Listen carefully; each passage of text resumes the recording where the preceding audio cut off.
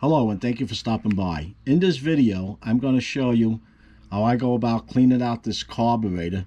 It's from a twin cylinder Briggs Stratton engine off a Snapper LT200. I was able to get the engine to start by spraying a little gas into the carburetor. But when I connected a fuel tank to the fuel pump to feed this carburetor, it wouldn't run. I checked the fuel pump, and the fuel pump was pushing gas out, but nothing was getting through to the carburetor. So I'm going to start taking this apart. This is what it looks like after I cleaned it up. It was pretty dirty when I got it off. This is my usual procedure. I always clean the outside of the carburetors before I start working on them. Makes it easier to work on, easier to manage the camera. And not only that, the important part, at least to me, is that you're preventing any debris that's on the outside from getting into the carburetor. I had this glove on today because while I was working on this tractor, I stopped and I was doing something else. I hurt my hand. I have a puncture in my hand that's taped up, and I may have a bone or two broken, so I might not be finishing this video today. We'll see how far I can get with it, because there's a lot of pain in that right hand. So if I can't manage the camera and working on this carburetor, I'll have to stop. I'm just mentioning that if this video should come out a little on the choppy side. Let's see. First thing I'm going to do is remove this bowl.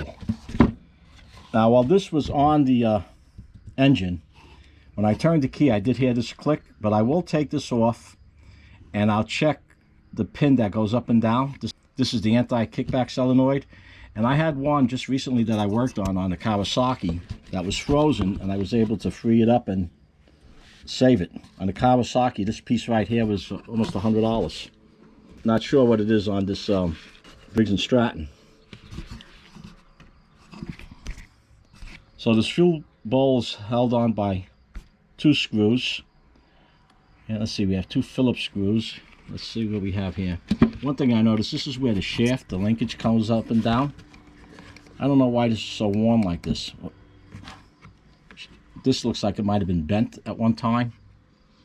Somebody else was definitely in here at once, because I found some mounting screws loose on this when I was taking it off. For one to vibrate loose, it's one thing, but to have all four, that's another story. Okay. I'm going to remove these screws. Only two of them. I'm having a hard time. These screws are usually in pretty tight, and I don't have any strength in that right hand. It's all swollen. Okay. I was having a tough time getting these screws out. So what I did, I just had a chisel and tapped it in the direction it had to go, and that helped me out.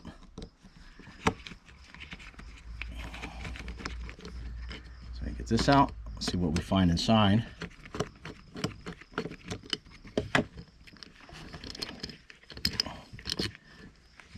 In a previous video, I showed a mouse nest that was surrounding one of the cylinders, completely encased it, and the other cylinder was pretty well messed up also. The mouse nest all around it. This tractor's been sitting outside for about 2 years. Okay. Oh, something just fell. There was an O-ring that just fell out.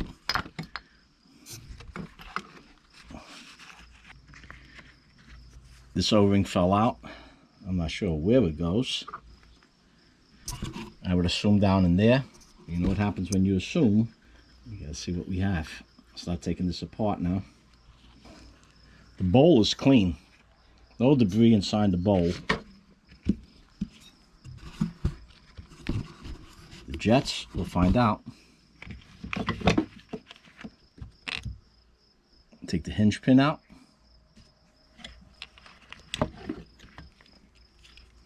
There's your float and your needle valve. Now this float is an adjustable. Some of the older ones that had a metal tab down here, you could adjust it. This one isn't. And from what I can see down and below, it looks like the seat is a metal seat. I'm going to pull this stem out over here. Not sure what I'm going to find.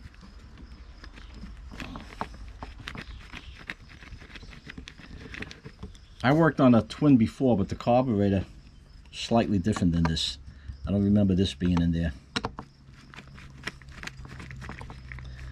I usually work on single cylinder engines, what I usually get. And let's see.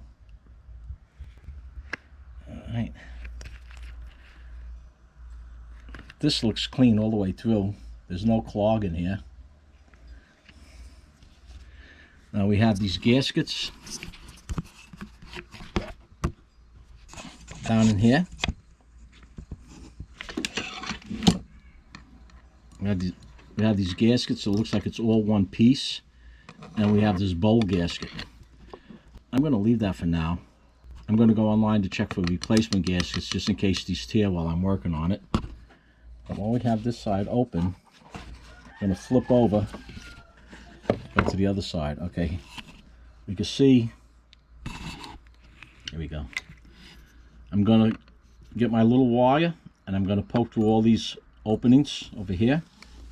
We have two, so that's on the agenda. Let's see now on this side what we have. I want to be careful not to bend those two tabs. Let's see, these screws should come out easier.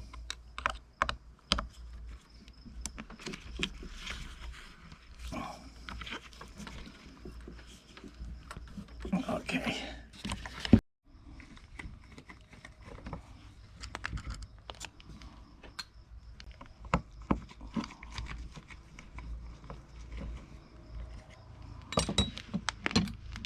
Let's see what we have in here. I'll poke through these holes. Gonna try not to destroy those O-rings that are in there. Poke through these holes here. We have these holes here. After I poke through them all, I'm talking about what I'm going to poke through when it's not showing up. I'm going to poke through these holes on the side, these here towards the middle.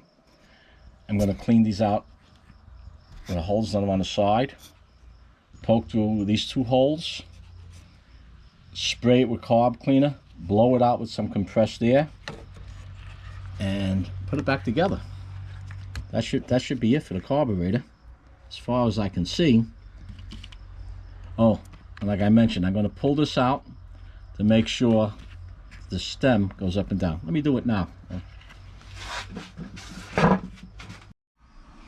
If you have this carburetor, the nut over here requires a 1/2 inch wrench. A typical wrench won't fit in there, so I just have one that I ground down. This is part of a set. I use the stubby. I don't use this that often, but I'll always find it now because it's part of a set that I keep together. Now, I had a hard time getting this out. I had to tap it with a hammer. Normally, there's a washer between the anti-kickback solenoid and the bowl. There wasn't any washer, and this was on really tight. You can see there's actually a groove in the metal. I don't know if that's normal, if that groove is there in lieu of a washer, but I'm going to put a washer on there, and this was a tractor that caught on fire. I'm wondering if some gas leaked out through here and that's what caused the problem, or somebody just took it apart and figured, well, it's not working and that's how they put it together. Don't know. But this spring is fine. There's no buildup on here at all. This bowl is immaculate compared to what I normally see. There's practically nothing in here. So it wasn't a clog from here that was keeping this fuel from going around. Not sure what it was, but so far everything's looking good. I'm going to put this off to the side. I'm going to clean this off camera for several reasons. For one, I'm working with 1.5 hands. The second, when I start spraying this, it goes all over. I don't want it on the lens of the camera or all over the camera. And it's really nothing to see other than me poking, spraying, wiping off, and doing it again. I do it several times before I put it back together. Once I have it apart, I want to make sure it's the only time I have to take it apart. When I'm done cleaning this carburetor, I'm going to mount it back onto the engine and see if we get it to start. Carburetor's cleaned out and it's time to put it back together. We have this gasket that sits down in here. And the way I'm going to put this on, I'm going to put it on the piece that goes on top of it to make sure it's in the right place when I put it on. So just line it up with the holes. This can only go on one way, so you can't mess this up. And let's see now.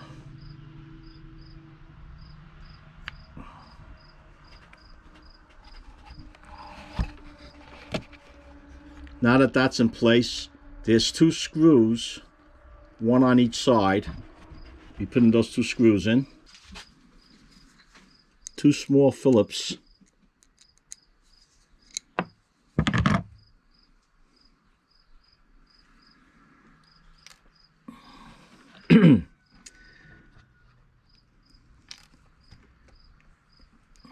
Don't want those gaskets to move out of place.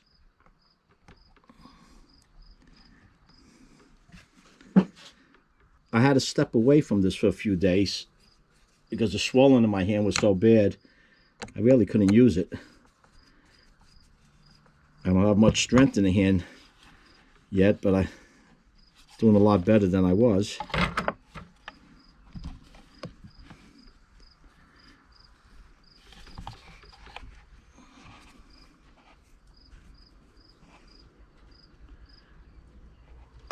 Still don't have full use of all my fingers here. Here we go.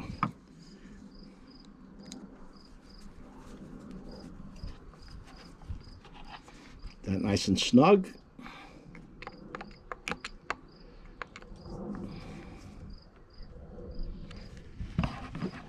Next, I'm going to put the float in with the needle valve.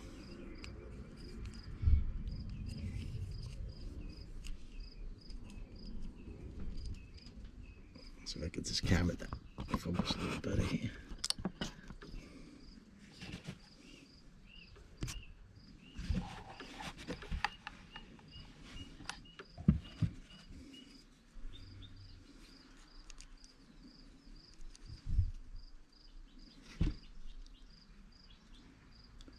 Okay, you have the needle valve hanging from the float.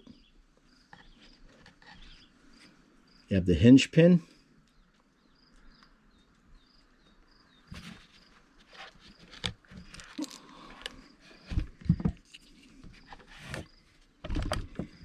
Just checking out the camera to see if I was still in focus, and I end up losing it all.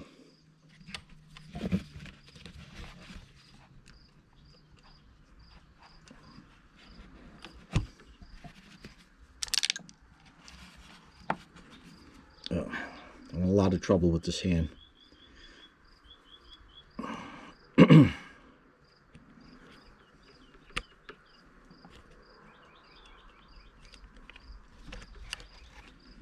Okay, make sure that's in right. Oh.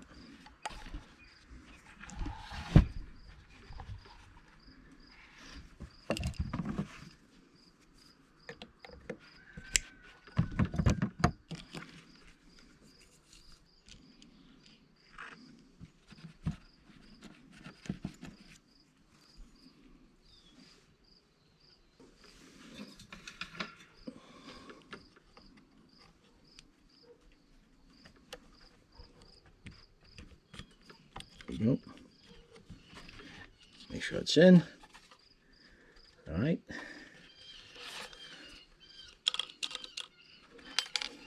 That's in. Now, we have this O-ring that was on the inside. It sits in here. What I'm going to do is to place it on that nipple that's sticking up. And then I'm going to flip this over onto this. Again, just to make sure it's in place when we put it together.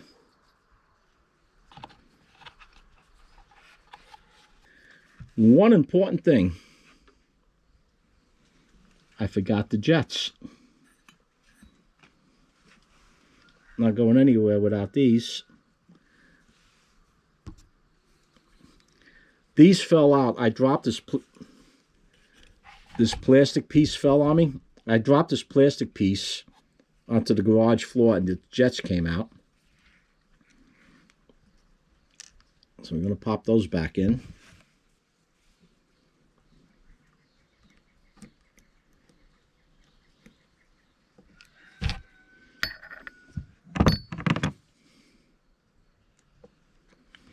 The rubber O-rings that are on them hold them in.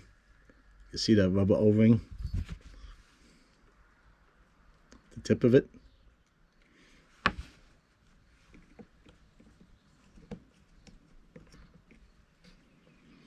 If those O-rings are shot, you'll have trouble with this running erratically.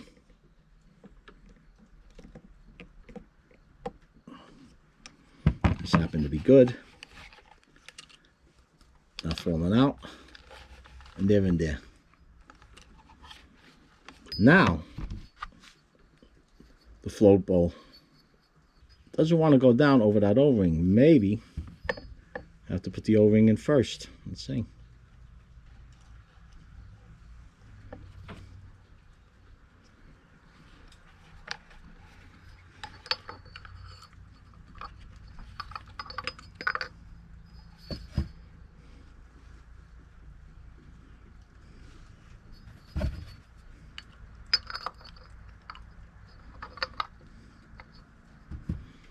I'm going to stick with the original plan. Let's see what we get.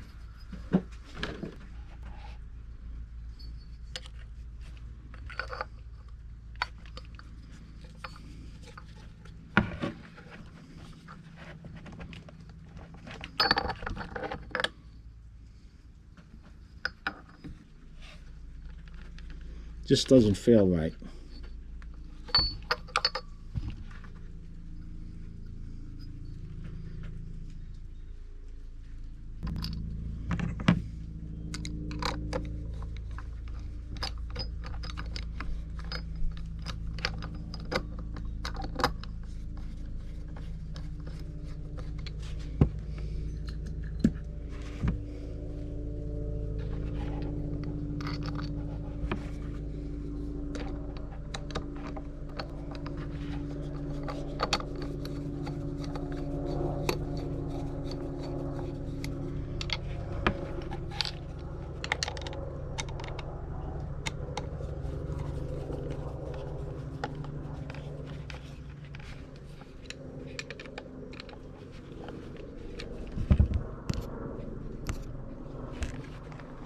Okay, so we have these two screws on each end holding it together.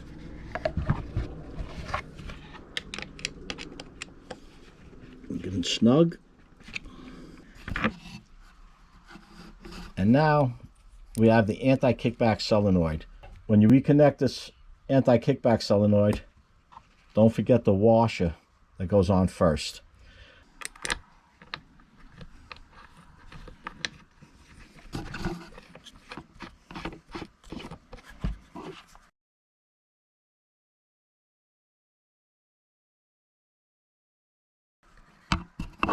Get my wrench that I ground down. I'll tighten that up.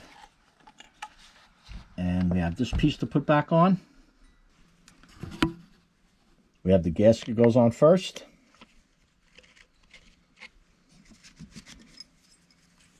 Then the metal plate. Once I screw this back on, we'll bring it over to the tractor and reconnect. The carburetor is mounted. Let's see what we have. Slots right up cold, nice.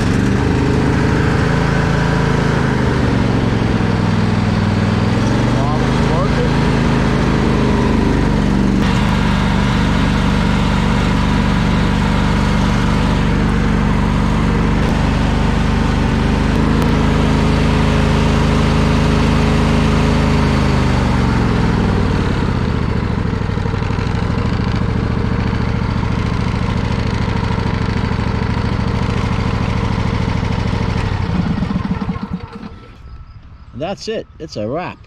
If you found this video useful or you have any questions, post your comments down below. be sure to give it a like, and if you haven't done so already, subscribe. Just hit that Joe Z button. Until next time, everyone, stay safe.